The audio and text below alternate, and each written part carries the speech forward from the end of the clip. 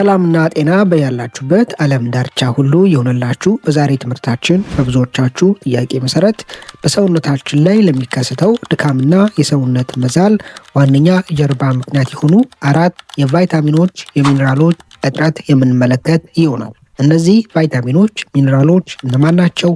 ከሌሎች በተሻለ ለምንድነው ከሰውነት መዛልና መድከም ጋር ቁርኝነት ያላቸው? በውስጣቸው በከፍተኛ ደረጃ በዛሬ ቪዲዮ ላይ የምንጠቅሳቸውን ቫይታሚኖች ሚነራሎች የያዙ ምግቦች እነማን ናቸው? እያንዳንዱ ጥያቄዎች የምንመልሰው ይሆናል። በጥሞና ካዳመጣችሁኝ የራሳችሁንም የቤተሰቦቻችሁንም ጤና ማሻሻል የሚችሉ ጠቃሚ ትምህርቶችን ታገኛላችሁ። እንደተለመደው የእናንተንም የቤተሰቦቻችሁንም ጤና ማሻሻል የሚችሉ መረጃዎችን ይዤላችሁ እንደመመጣው እናንተም ሳትሰስቱ ቪዲዮውን ላይክ ማድረጋችሁን አትዘንጉ። ይህን ትምህርት ለወዳጆቻችሁ ለቤተሰቦቻችሁ ሼር በማድረግ እንዲጠቀሙ አድርጉ።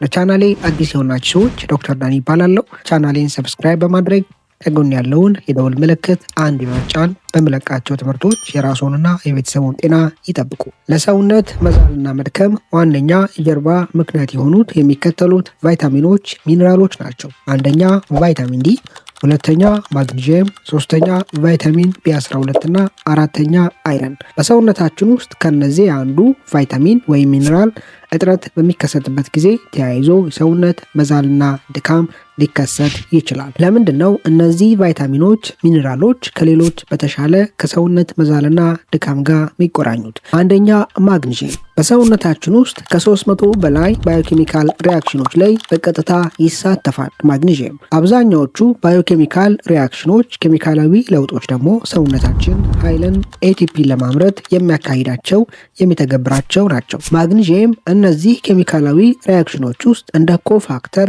በማገልገል በቀጥታ ይሳተፋል። ምን ማለት ነው? ኮፋክተር ሰውነታችን ባዮኬሚካል ሪያክሽኖችን ወይም ኬሚካላዊ ለውጦችን በሚያካሂድበት ጊዜ ኬሚካላዊ ለውጡን ለማሳለጥ ለመተግበር ኢንዛይምን እንደ ካታሊስት ይጠቀማል። ኢንዛይሞቹን የማንቃት አክቲቬት የማድረግ ስራን በዋነኝነት የሚሰራው ደግሞ ማግኒዥየም ነው። ከዛም የተነሳ ማግኒዥየም ሰውነታችን ኃይልን ኤቲፒን በማይመርትበት ጊዜ ቀጥተኛ ተሳትፎን ያደርጋል። በሰውነታችን ውስጥ የማግኒዥየም እጥረት በሚከሰትበት ጊዜ ሰውነታችን በጤናማና በተሟላ መንገድ ኃይልን ስለማያመርት በቂ የኃይል ምርት ስለማይኖር ተያይዞ ድካም ሊከሰት ይችላል። ሁለተኛ ቫይታሚን ዲ። የቫይታሚን ዲ እጥረትን ከሰውነት መዛልና ድካም ጋር የሚያቆራኙት ብዙ ምክንያቶች አሉት። ከነሱ ጥቂቶቹን እንመልከት። የመጀመሪያው የቫይታሚን ዲ እጥረት በሰውነታችን ውስጥ በሚከሰትበት ጊዜ ተያይዞ ከፍተኛ የሆነ ዲፕሬሽን፣ ስትረስ ይፈጠራል። በሰውነታችን ውስጥ ያሉ የተለያየ ሰውነት ክፍሎች ስራቸውን ለማከናወን የሚጠቀሙትን የኃይል ፍጆታ በተመሳሳይ መንገድ ሰውነታችን ዲፕሬሽን፣ ስትረስ ሲፈጠር ይህን ለመቆጣጠር ተመሳሳይ ኃይልን ይጠቀማል። በሁለተኛ ደረጃ ከላይ እንደጠቀስኩላችሁ ሰውነታችን በውስጡ የሚያካሂዳቸውን ባዮኬሚካል ሪያክሽኖች ኬሚካላዊ ለውጦች ለማከናወን ለማሳለጥ ኢንዛይምን ይጠቀማል። ኢንዛይምን እንደ ካታሊስት ይፈልጋል። ኢንዛይሞች ደግሞ በዋነኝነት የሚሰሩት ከፕሮቲን ነው። ቫይታሚን ዲ በሰውነታችን ውስጥ ጤናማ የሆነ የፕሮቲን ምርት እንዲኖር የማሳለጥ ስራን የሚሰራ ቫይታሚን ነው። ሶስተኛ ቫይታሚን ቢ12። ቫይታሚን ቢ12 የቢ ቫይታሚን ቤተሰብ ሲሆን በሰውነታችን ውስጥ ጤናማ የሆነ የቀይ ደም ህዋስ ምርት እንዲኖር የሚረዳ የሚያግዝ የቫይታሚን አይነት ነው። ዲኤንኤ በሰውነታችን ውስጥ ያሉ ህዋሳት ቀይ ደም ህዋስን ጨምሮ የሚመሰረቱበት ቤዝመንት ወይም ቀመር ነው። ሰውነታችን በቀይ ደም ህዋስ አማካኝነት ነው ኦክሲጅንን ወደ ተለያየ ክፍሎች የሚያሰራጨው። የቫይታሚን ቢ12 እጥረት ለቀይ ደም ህዋስ እጥረት አኔሚያ ሊያጋልጠን ይችላል። በቂ የቀይ ደም ህዋስ ምርት በሰውነታችን ውስጥ የለም ማለት ኦክሲጅን በጤናማ መንገድ ወደ ተለያየ ሰውነት ክፍሎቻችን አይሰራጭም።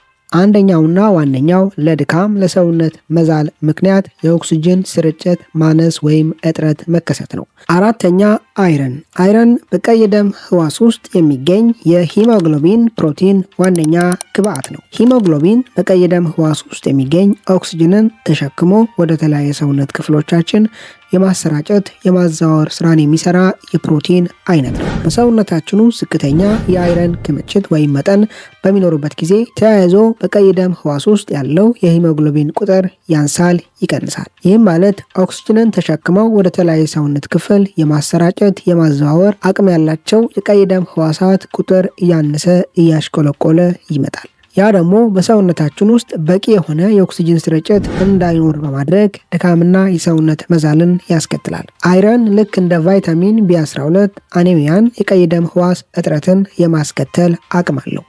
ከአይረን ጋር ተያይዞ የሚከሰተው የቀይ ደም ህዋስ ቁጥር ወይም መጠን ማነስ ከሂሞግሎቢን እጥረት ጋር የሚያያዝ ነው። አይረን እንደ ማግኒዥየም በሰውነታችን ውስጥ የሚካሄዱ ኢነርጂን ኤቲፒን የሚያመርቱ ባዮኬሚካል ሪያክሽኖች ኬሚካላዊ ለውጦች ውስጥ ቀጥታ የሚሳተፍ የሚኒራል አይነት ነው። እነዚህ አራቱ በዋነኝነት በሰውነታችን ውስጥ ለሚከሰት የሰውነት መዛል ድካም ዋነኛ ምክንያት ናቸው። አንዳንዴ ግን አንዳንድ ሰዎች ላይ ከታይሮይድ ሆርሞን መዛባት ጋር ተያይዞ ምክንያት አልባ ድካም መዛል ሊከሰት ይችላል። ምክንያቱን በግልጽ ማወቅ የምንችለው ተገቢውን ምርመራ በማድረግ ነው። አንድ ሰው በሰውነት ውስጥ ምክንያት አልባ ድካምና መዛል በሚከሰትበት ጊዜ ከላይ የጠቀስኳቸውን የአራቱን ሚኒራሎች፣ ቫይታሚኖች እጥረት ቼክ ቢያደርግ አያይዞ ደግሞ የታይሮይድ ሆርሞን ሁኔታዎችንም ቼክ ቢያደርግ ውጤታማ መፍትሄዎችን ማግኘት ይችላል። ታዲያ እነዚህን ሚኒራሎች፣ ቫይታሚኖች በከፍተኛ ክምችት የያዙ ምግቦች እነማን ናቸው? አስቸጋሪው ነገር ቫይታሚን ዲ እና ቫይታሚን ቢ12 በዋነኝነት በጥራት በብዛት የሚገኙት የእንስሳት ተዋጽኦች ውስጥ ነው። ኦልሞስት ዜሮ በሚባልበት ደረጃ በእጽዋት ውስጥ አይገኙም። ከፍተኛ የቫይታሚን ዲ ይዘት ያላቸው ምግቦች የሚከተሉት ናቸው። አንደኛ የሰቡ አሳዎች፣ ሰልመን፣ ሰርዲን መሳሰሉ። እነዚህን ማግኘት ካልተቻለ በአጠቃላይ አሳ እንደየ አይነቱ የሚይዘው የቫይታሚን ዲ መጠን ቢለያይም ቫይታሚን ዲን ይይዛል። ሁለተኛ የእንቁላል አስኳል። ሶስተኛ ጉበት። ማግኒዥየምን የሚከተሉት ምግቦች ውስጥ በብዛት እናገኘዋለን። የተልባ ዘር፣ ቺያ ዘር፣ ቆስጣ፣ የዱባ ፍሬ፣ አልመንድ ለውዝ፣ አቮካዶ፣ ዳርክ ቾኮሌት ምንም ስኳር የሌለውና አሳ ውስጥ። ሶስተኛ ቫይታሚን ቢ12። ቫይታሚን ቢ12ን የሚከተሉት የእንስሳት ተዋጽኦች ውስጥ እናገኘዋለን። ጉበት፣ አሳ፣ የዶሮ ስጋና እንቁላል ውስጥ። ከምግብ የምናገኛቸው አይረኖች ሁለት አይነት ናቸው፣ ሂም እና ነን ሂም አይረን። ሂም አይረን ተብለው የሚጠሩት እንስሳት ተዋጽኦች ውስጥ የሚገኙ ሰውነታችን በተሻለ አቅምና ፍጥነት ሊያስቀረው አብዞርብ ሊያደርጉ የሚችለው ሊጠቀመው የሚችለው የአይረን አይነት ነው። የሚከተሉት ምግቦች ውስጥ እናገኘዋለን። ቀይ ስጋ፣ ጉበት፣ የዶሮ ስጋና አሳ ውስጥ። ነን ሂም አይረን ተብሎ የሚጠራው እጽዋቶች ውስጥ የሚገኝ ሰውነታችን አብዞርብ ለማድረግ ለማስቀረት የሚያስቸግረው የአይረን አይነት ነው። ሆኖም ግን በጥቂቱም ቢሆን አብዞርብ ያደርጋል፣ ያስቀራል። ይህን አይነት አይረን የሚከተሉ ምግቦች ውስጥ እናገኘዋለን። ቀይ ምስር፣ ቆስጣና የአበሻ ጎመን ውስጥ። የአበሻ ጎመን ማታገኙ ሰዎች ኬል ውስጥም አይረንን ታገኛላችሁ። በዛሬ ትምህርታችን ላይ ጠቃሚ ሀሳቦችን፣ ምክሮችን እንዳገኛችሁበት ተስፋ አድርጋለሁ። በቀጣይ በአስተማሪ ቪዲዮ እስከምንገናኝ መልካም ጊዜ ይሁንላችሁ።